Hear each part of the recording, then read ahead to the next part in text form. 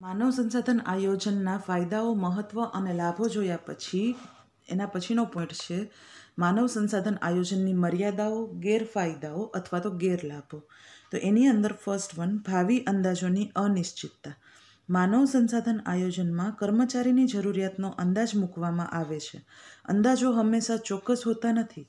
બની શકે કે અંદાજો વધુ પડતા ઉદાર કે કડક પણ નક્કી થયા હોય અને તેને કારણે વાસ્તવિક પરિસ્થિતિ અને અંદાજેલ પરિસ્થિતિમાં મોટો તફાવત હોય અને તે સમયે માનવ સંસાધન આયોજન નિરર્થક બની જાય.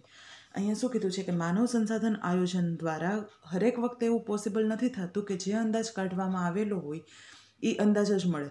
કોઈ વખત અંદાજ કાઢવા માટેના કડક નીતિ નિયમો નક્કી થયા હોય તો પરિણામે જે અંદાજ કાઢવામાં આવેલો હોય તે અને એની કમ્પેરિઝનમાં જે રિયાલિટી હોય એ બંને વચ્ચે બહુ ઝાઝો એવો ફરક છે જે જોવા મળે છે. પરિણામે એના ગેરલાભોની અંદર ભાવિ અંદાજોની અનિશ્ચિતતાનો પણ સમાવેશ થાય છે. સેકન્ડ વન છે સંચાલન તરફથી અસહકાર. સંચાલકો ઘણીવાર માનવ સંસાધન આયોજન બાબતે ઉપેક્ષા સેવે છે. જ્યારે માનવ સંસાધન વિપુલ પ્રમાણમાં પ્રાપ્ત હોય ત્યાં આ વલણ વધારે જોવા મળે છે. દાખલા તરીકે ભારતમાં માનવ સંસાધન વિપુલ છે તેથી સંચાલકો તેના આયોજન બાબતે બેફિકર કે બેદરકાર છે.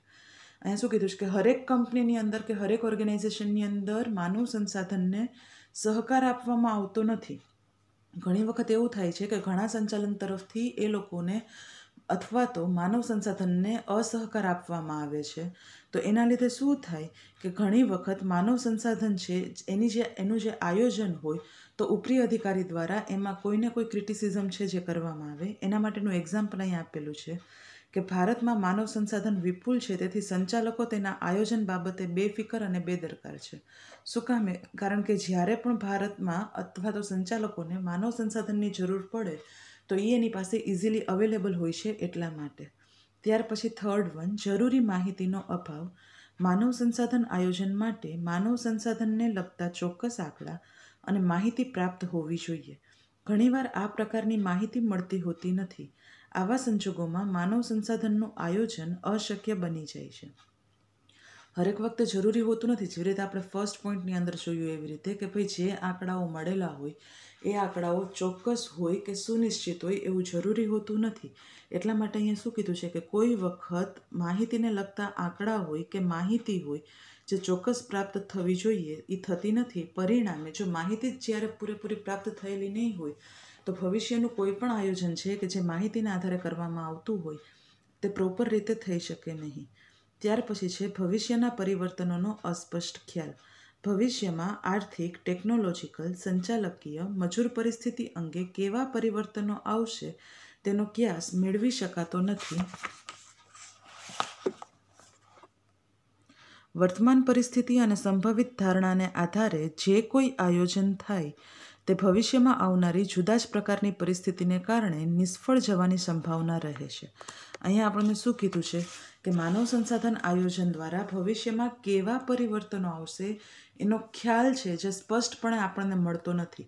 હવે પરિવર્તનો છે જે કયા સ્વરૂપે આવી શકે તો આર્થિક પરિવર્તન હોય, ટેકનોલોજીકલ પરિવર્તન હોય, સંચાલકીય પરિવર્તન હોય, મજૂર પરિસ્થિતિ અંગેના પરિવર્તનો છે જે આવતા હોય તો ભવિષ્યમાં કયા પરિવર્તનો છે જે આપણે અનુસરવા પડશે એનો આપણને આઈડિયા હોતો નથી. પરિણામે કોઈ પણ નીતિ છે કે જે નિષ્ફળ જવાની શક્યતાઓ પણ રહેલી હોય છે. ત્યાર પછી છે ફિફ્થ વન, અસરકારક અમલનો અભાવ. માનવ સંસાધન આયોજન ગમે તેટલું ચોકસાઈપૂર્વક કરવામાં આવ્યું હોય પણ તેનો અમલ અસરકારક રીતે ન કરવામાં આવે તો તે નિરર્થક જાય છે. આથી જ્યાં સુધી માનવ સંસાધન આયોજનનો ચુસ્તપણે અમલ ન થાય ત્યાં સુધી તે સફળ થઈ શકતું નથી. અહીંયા શું કીધું છે કે માનવ સંસાધન આયોજન છે તો એ આયોજન ખાલી આપણે ઓન પેજ પ્રોપર રીતે કરવાનું થતું નથી. હું તમને એક તમારું જ એક્ઝામ્પલ આપું કે જ્યારે એક્ઝામ આવે TYની ફાઇનલ એક્ઝામ ત્યારે ઘણા બધા સ્ટુડન્ટ્સ છે એ લોકો એવું પ્લાનિંગ છે જે ઓન પેપર કરતા હોય છે કે ભાઈ કેટલા વાગે ઉઠશે, એ લોકોનો ટાઈમિંગ કેટલા વાગ્યાથી કેટલા વાગ્યા સુધી વાંચવાનો રહેશે, જમવા માટેનો ટાઈમ કેટલો રહેશે, સૂવા માટેનો ટાઈમ કેટલો રહેશે. પણ આ બધું પ્લાનિંગ છે એ તમે જ્યારે ઓન પેપર રાખો છો ત્યાં સુધી જ સારું હોય છે. પણ જો તમે એ પ્લાનિંગને ઇમ્પ્લિમેન્ટ કરો કે એ પ્લાનિંગને અનુસરો તો ઓટોમેટિક તમારે જે રિઝલ્ટ મેળવવું હોય એ રિઝલ્ટ છે જે તમે ઇઝીલી અચીવ કરી શકો. તો અહીંયા પણ આપણને એ જ કીધું છે કે માનવ સંસાધન આયોજન છે એનો અસરકારક અમલ ક્યારે થઈ શકે કે ઓન પેપર જે આયોજન થયું હોય એ આયોજન છે જે કર્મચારીઓ દ્વારા પ્રોપર રીતે એને ઇમ્પ્લિમેન્ટ કરવામાં આવે કે એને અનુસરવામાં આવે તો માનવ સંસાધન આયોજન છે એનો અસરકારક અમલ થાય. પણ જો એ આયોજન છે જે કર્મચારીઓ દ્વારા પ્રોપર રીતે એને પૂરું પાડવામાં ન આવતું હોય કે એ આયોજન પ્રમાણે કર્મચારીઓ કાર્ય ન કરતા હોય તો શું થાય કે અસરકારક જે અમલ થવો જોઈએ એનો અભાવ છે જે માનવ સંસાધનના આયોજનની અંદર જોવામાં આવે છે.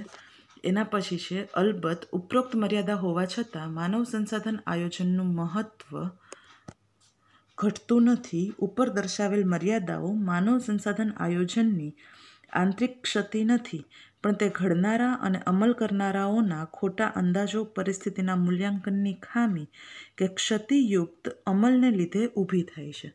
તો તમારો આખો જે ક્વેશ્ચન છે જે અહીંયા પૂર્ણ થાય છે.